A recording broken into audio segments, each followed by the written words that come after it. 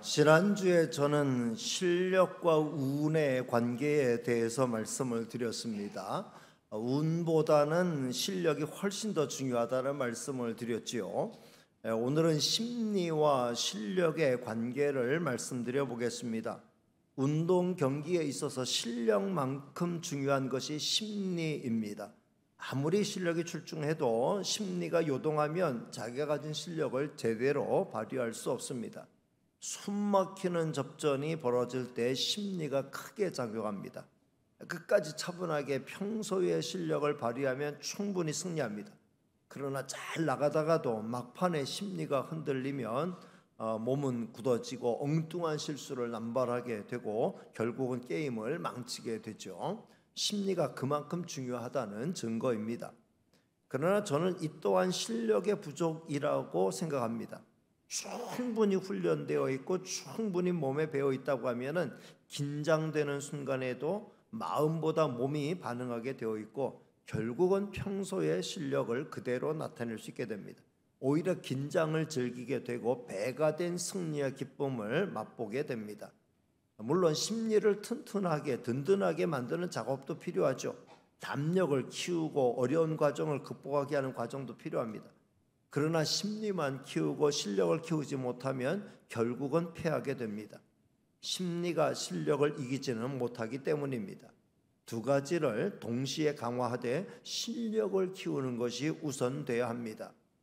파리올림픽에서 우리나라 대표팀이 대단한 선전을 하였습니다.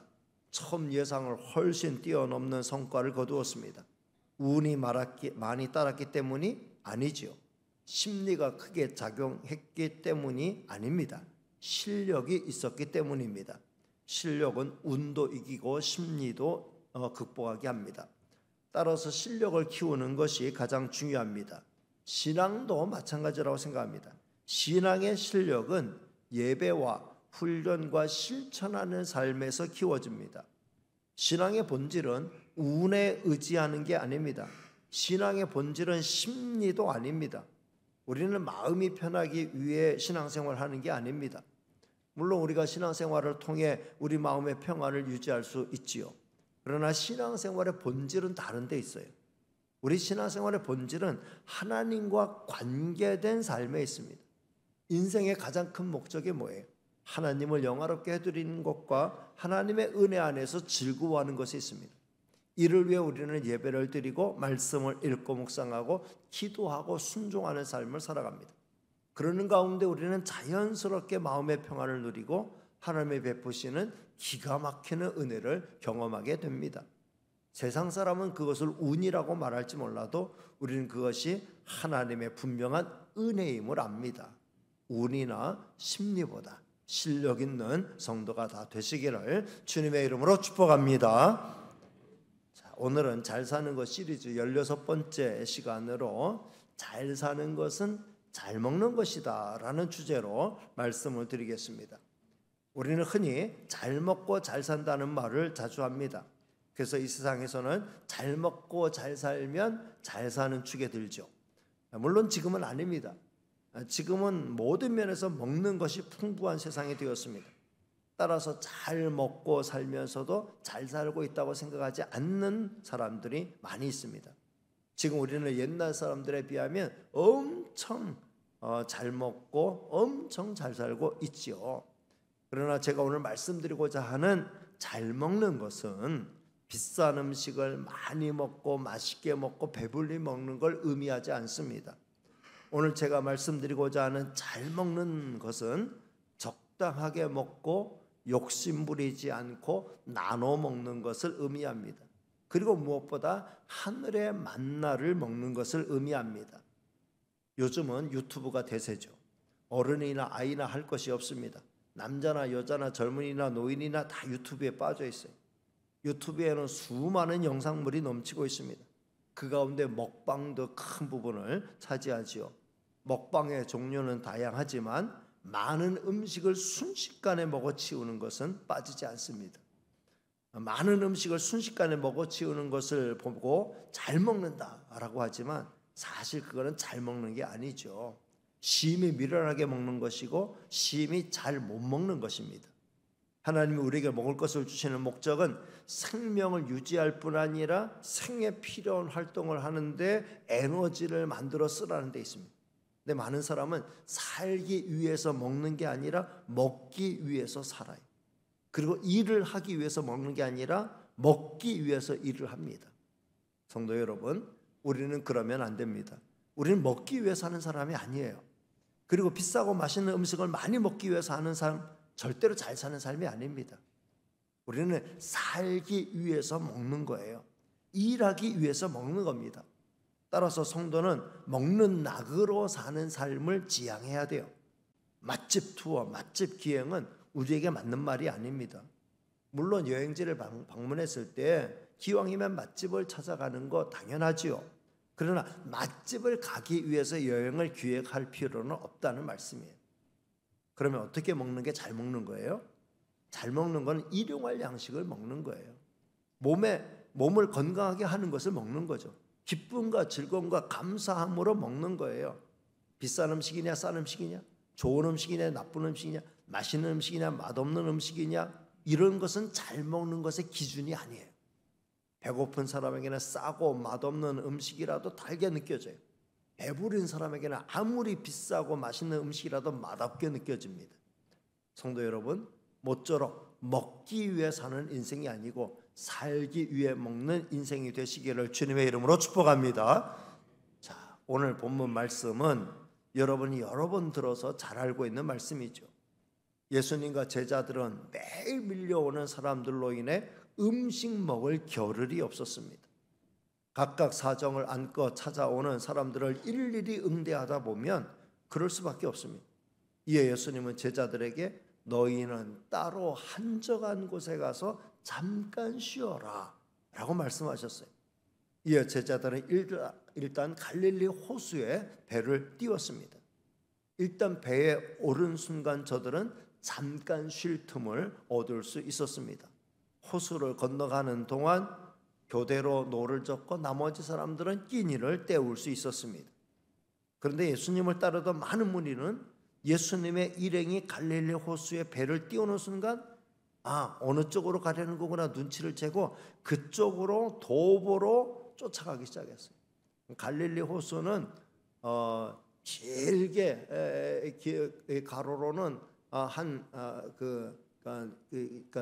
이렇게 이런 모양으로 되어 있으니까는 남북으로는 한 21km, 그리고 동서로는 가장 넓은 쪽이 11km. 짧은 곳은 뭐 얼마든지 짧죠. 그래서 어느 곳을 가느냐에 따라서 한 두세 시간 부지런히 걸어가면은 쫓아갈 수 있는, 먼 거리도 한 너댓 시간 쫓아가면은 쫓아갈 수 있는 그런 이제 거리에 있죠. 그러니까 많은 무리가 예수님의 일행이 배를 띄우는 순간 도보로서, 그리고 지나가는 마을마다 사람들 불러가지고 예수님 그리로 가신다. 사람들이 다 그리로 몰려간 거였어요. 그래서 예수님이 배에서 내릴 때에 그 순간 더 많은 수많은 무리를 만날 수밖에 없었습니다. 예수님은 밀려오는 저들을 보는 순간 마치 목자를 잃어버린 목자 없는 양과 같음을 보셨어요. 불쌍히 여기는 마음이 밀물도 밀려왔죠. 그래서 예수님은 또다시 저들을 불러 모으시고 여러 가지로 가르치시고 병자들을 고쳐주시는 은혜를 베푸셨습니다. 해가 저물어 가도 저들은 집으로 돌아갈 생각을 하지 않고 있었습니다.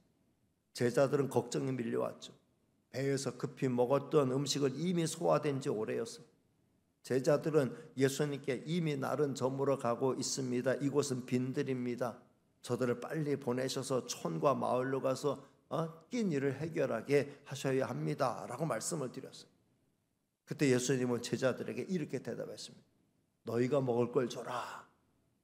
제자들은 귀를 의심했어요. 먹을 게 어디 있는데 저들에게 먹을 걸 주라는 것인가?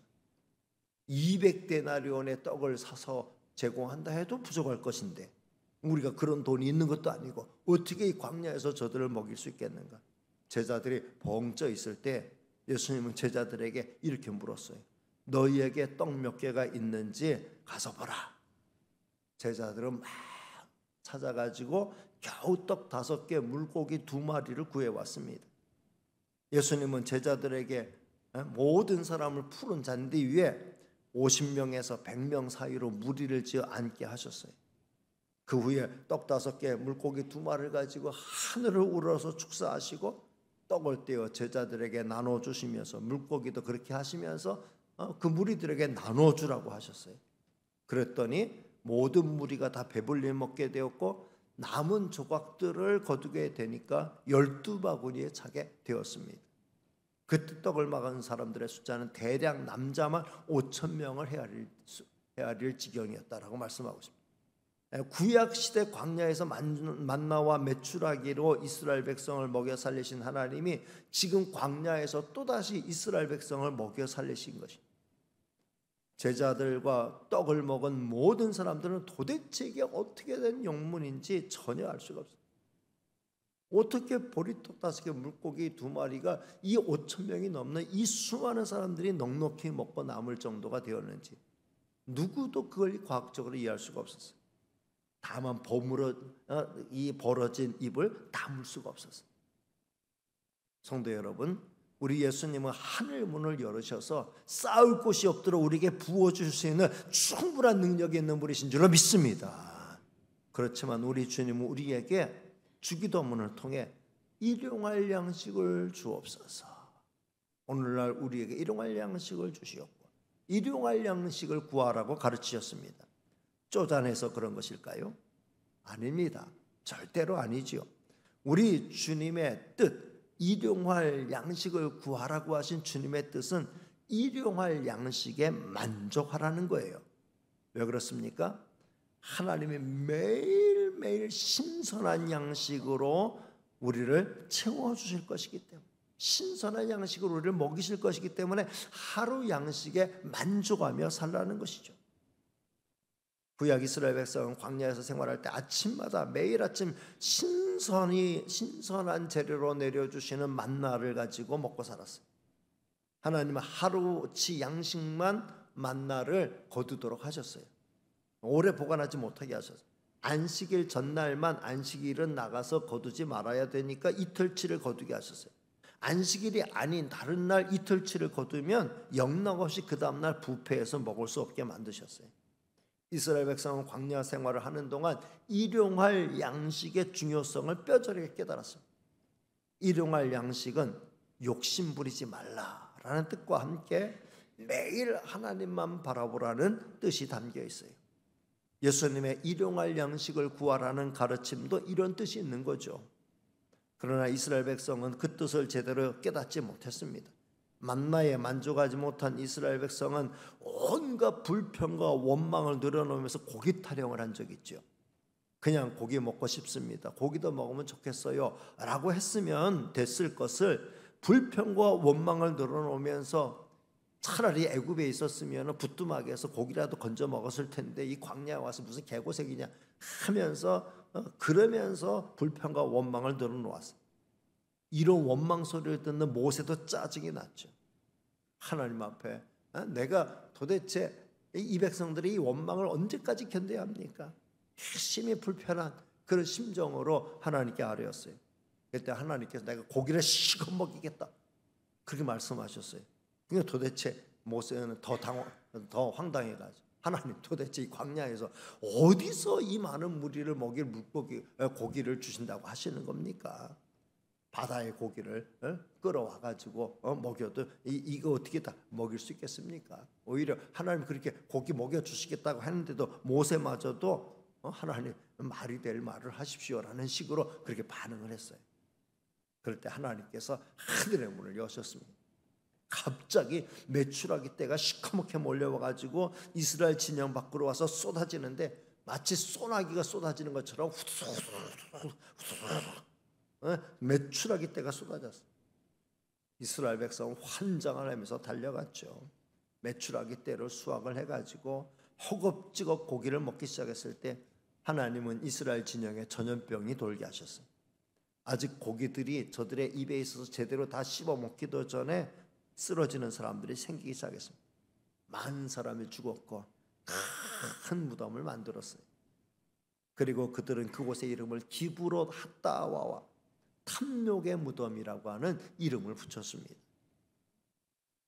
성도 여러분, 식탐에 사로잡혀 사는 것은 잘 못 사는 거예요.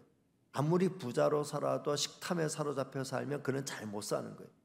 예수님이 하신 비유의 가르침 가운데 어리석은 부자는 여러 해 쓸 것을 넉넉히 장만해 놓았다고 창고를 크게 짓고 매일 연락을 즐겼어요. 근데 그 밤 하나님께서 그의 생명을 데려가시니까 그는 자기가 장만한 것을 제대로 써보지도 못하고 일찍 세상을 떠나고 말았습니다. 그 부자는 결코 잘 산 게 아니죠. 성도 여러분, 우리는 넉넉한 양식이 저장되어 있어도 매일 하나님을 바라보는 삶을 살아야 합니다. 우리는 넉넉한 양식이 저장되어 있어도 거기에 우리의 미래를 두면 안 됩니다. 우리의 미래는 철저히 하나님께 있는 것인 줄로 믿습니다. 성도 여러분, 우리에게 일용할 양식보다 넉넉한 양식이 있다면 우리는 그걸 나누려고 해야 돼요. 초대 예루살렘 교회는 기쁨이 넘치는 교회였습니다. 구원의 은총으로 인하여 한없이 기뻐했고 그 은혜에 합당한 삶을 살았습니다. 저들이 보여준 구원에 합당한 삶은 철저히 나누는 삶으로 나타났죠. 사도행전 2장 45절로 47절 말씀을 띄워드리겠습니다. 자, 같이 읽습니다. 시작. 또 재산과 소유를 팔아 각 사람의 필요를 따라 나눠주며 날마다 마음을 같이하여 성전에 모이기를 힘쓰고 집에서 떡을 떼며 기쁨과 순전한 마음으로 음식을 먹고 하나님을 찬미하며 또 온 백성에게 칭송을 받으니 주께서 구원받는 사람을 날마다 더하게 하시니라. 아멘. 재산과 소유를 팔아 각 사람 필요 따라 나눠주고 날마다 마음같이 해서 성전에 모이기를 힘쓰고 집에서 떡을 떼며 기쁨과 순전한 마음으로 음식을 먹었다. 음식에 욕심부리고 식탐에 사로잡히고 그런 어떤 사람은 없었다라는 거죠. 적어도 성도는 무엇을 먹을까, 무엇을 입을까 이런 거 걱정하지 말아야 돼요. 예수님이 분명히 우리에게 말씀하셨습니다. 마태복음 6장 25절 말씀을 띄워드립니다. 같이 봅니다. 시작. 그러므로 내가 너희에게 이르노니 목숨을 위하여 무엇을 먹을까, 무엇을 마실까, 몸을 위하여 무엇을 입을까 염려하지 말라. 목숨이 음식보다 중하지 아니하며 몸이 의복보다 중하지 아니하니. 나눌 때 믿음으로 나누는 게 중요해요. 그러면 주께서 충분히 우리 쓸 것을 채워주시고 더 많이 나누게 하여 주시는 줄로 믿습니다. 여러분, 그렇게 사는 게 잘 먹고 잘 사는 거예요. 성도 여러분, 나누는 삶의 원조는 우리 주님이시죠. 예수님이셔요. 예수님은 우리 위해 자신의 육신을 생명의 떡으로 제공하셨어요. 자신의 생명을 나눠주셨어요. 요한복음 6장 47절로 51절 말씀 같이 읽겠습니다. 시작. 진실로 진실로 너희에게 이르노니 믿는 자는 영생을 가졌나니 내가 곧 생명의 떡이니라. 너희 조상들은 광야에서 만나를 먹었어도 죽었거니와 이는 하늘에서 내려오는 떡이니 사람으로 하여금 먹고 죽지 아니하게 하는 것이니라. 나는 하늘에서 내려온 살아있는 떡이니 사람이 이 떡을 먹으면 영생하리라. 내가 줄 떡은 곧 세상의 생명을 위한 내 살이니라 하시니라. 예수님은 예수님의 살을 우리의 생명을 위한 생명의 떡으로 제공하시겠다 하셨고 십자가에서 자신의 살과 피를 찢으시면서 우리를 위해서 그 자신을 생명의 떡으로 내주셨어요. 우리는 그 살을 먹음으로 영생을 얻게 되는 거죠. 그러니까 우리가 먹어야 할 최고의 양식은 바로 예수 그리스도의 살과 피입니다. 예수 그리스도의 살과 피를 먹는 것은 가장 잘 먹는 거죠. 성도 여러분, 우리는 예수 그리스도의 살과 피를 먹었기에 영원한 삶을 살게 되는 것인 줄로 믿습니다. 말씀을 맺으려고 합니다. 오늘은 잘 먹는 것이 잘 사는 것이라는 주제로 말씀을 드렸어요. 맛집 찾아다니며 먹는 게 잘 먹고 잘 사는 게 아니라는 걸 말씀드렸어요. 몸에 좋은 비싼 음식을 찾아다니며 먹는 것이 잘 먹고 잘 사는 것이 아니라는 걸 말씀드렸어요. 잘 먹는 것은 영과 육을 위한 일용할 양식을 잘 찾아 먹는 거죠. 그리고 남는 것은 썩이는 게 아니라 나눠 먹는 것이 잘 먹고 잘 사는 거예요. 따라서 저는 오늘 다음 몇 가지를 마음에 새기고 결단하고 내려갈 수 있기를 바랍니다. 첫째, 일용할 양식을 잘 먹읍시다. 따라합니다. 일용할 양식을 잘 먹읍시다. 하나님은 오늘에 필요한 일용할 양식을 주십니다. 이 양식을 먹을 때 우리는 감사의 기도를 올리고 감사하는 마음으로 먹으면 잘 먹고 잘 사는 거예요. 더군다나 이런 음식을 믿음의 형제 자매들과 함께 나누어 먹으면 그는 더 없는 복이지요. 초대 예루살렘 교회 성도들이 모여서 성전에 모여서 예배드리고 각 가정으로 흩어져서 3, 4, 5 가족 단위로 모여서 떡을 떼면서 믿음의 교제를 이어갔다라고 성경은 말씀하고 있습니다. 그럴 때 거기에 천국이 이르게 된 거죠. 내가 더 많이 먹기 위해서 감춰놓고 누구는 배가 고른데도 그냥 골게 만들고 그런 일이 없었다는 거예요. 누가 좀 배가 고른 사람 있으면 내가 남겨놨던 것들도 다 풀어가지고 같이 나눠 먹으니까 다 같이 기뻐할 수 있었다라는 거죠. 이렇게 먹고 살면 비록 진수성찬이 아니어도 잘 먹고 잘 사는 게 되는 거예요. 절대로 식탐에 사로잡히면 안 돼요. 식탐에 사로잡힌다는 건 살기 위해 먹는 게 아니라 먹기 위해 사는 사람이 되는 거예요. 인생의 목적이 먹는 것이라면, 잘 먹는 게 인생의 목적이라면, 맛집 찾아다니는 게 인생의 목적이라면 그처럼 허무한 인생이 어디 있어요. 하나님은 우리를 먹다가 좋은 음식 잘 찾아 먹다 오라고 우리 이 땅에 내신 게 아니에요. 그런 음식 찾아 먹으라고 하나님이 우리를 이 땅에 사명 주어 보내신 게 아니죠. 우리는 사명의 우선순위를 두고 사명 감당하기 위해서 이 에너지를 보충하기 위해서 일용할 양식을 먹고 또 영양가 있는 음식을 찾아 먹으면서 힘을 얻어서 주를 위해 충성봉사 헌신하고 주님이 하라고 하신 일을 감당하다가 가는 거죠.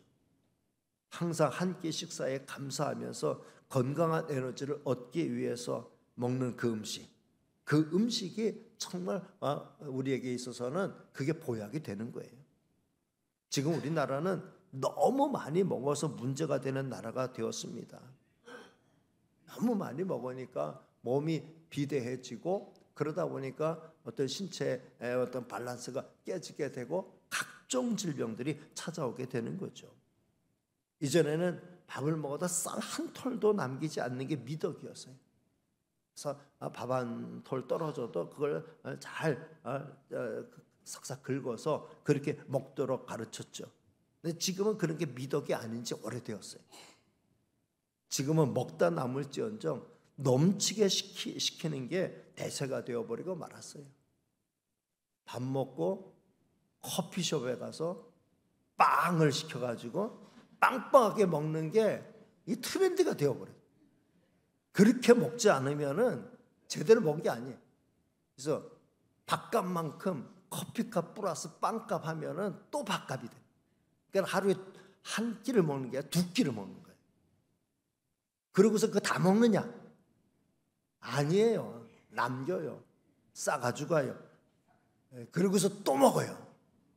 그러니까는 한 끼가 아니라 세 끼가 되는 거예요. 그리고 저녁 또 먹어요. 야식도 또 출출하다고 먹어요. 그러니까 넘치게 먹고 다 먹지 못하니까는 그러니까는 이제 쓰레기가 되는 거죠. 음식물 쓰레기가 부지기수로 나오는 거예요.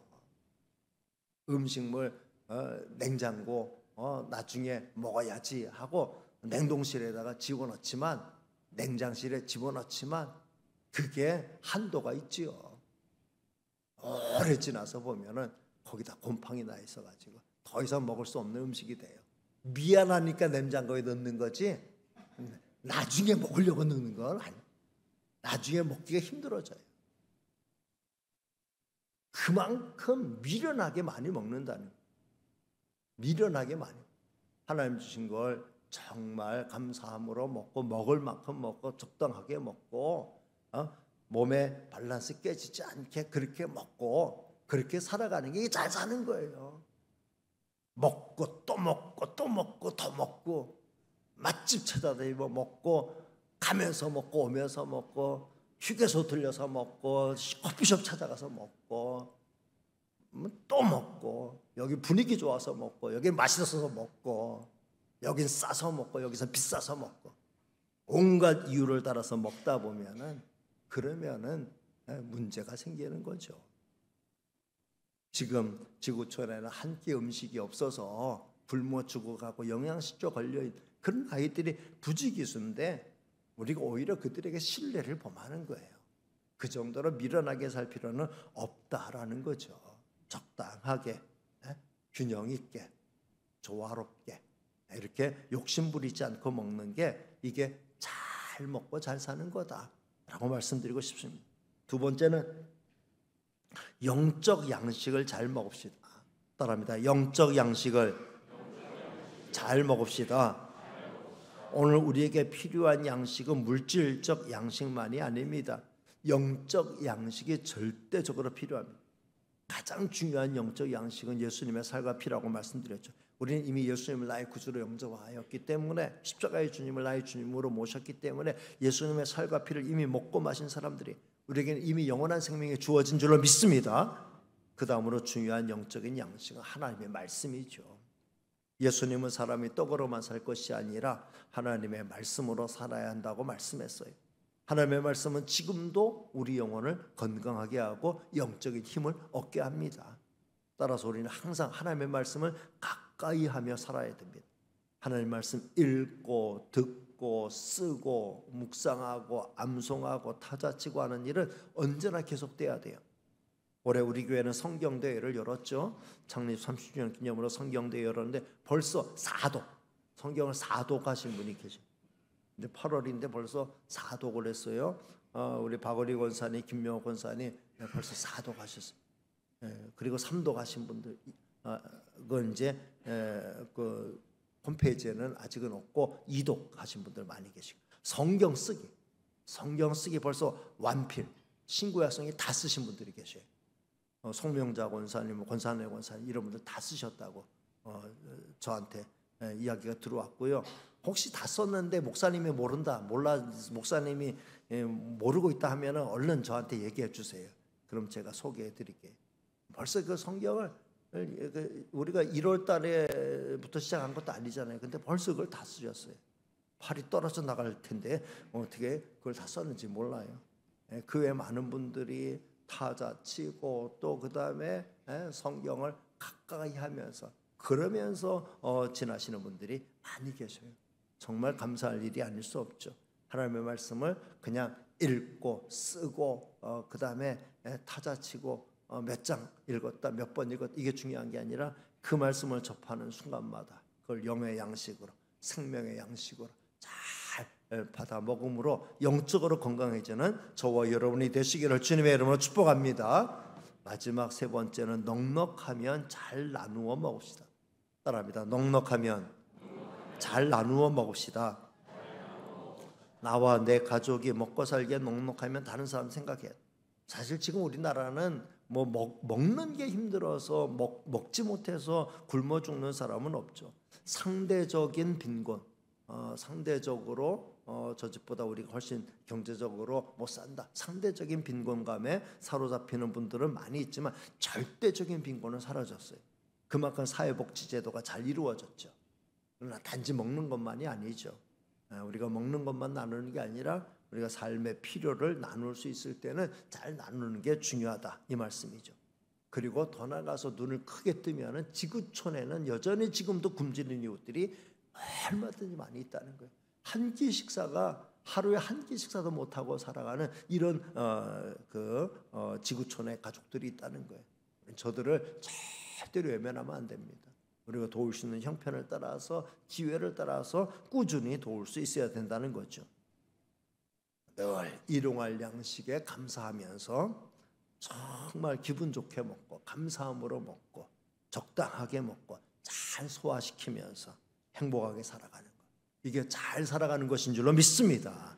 이렇게 잘 먹고 잘 사는 저와 여러분 다 되시기를 주님의 이름으로 축복합니다. 기도하겠습니다. 은혜로우시고 사랑 많으신 하나님 감사합니다. 오늘도 저희를 사랑해 주시고 하나님 앞에 불러주셔서 마음 중심 정성 다한 예배를 드리는 가운데 잘 먹고 살아가는 게 잘 사는 거다. 마구잡이로 먹는 게 잘 먹고 잘 사는 게 아니라 적당하게 먹고 정말 건강하게 먹고 살아가는 게 잘 먹고 잘 사는 것이다 알려주시니 감사합니다. 그렇게 살아가는 우리가 되게 하여 주옵소서. 예수님의 이름으로 기도하옵나이다. 아멘.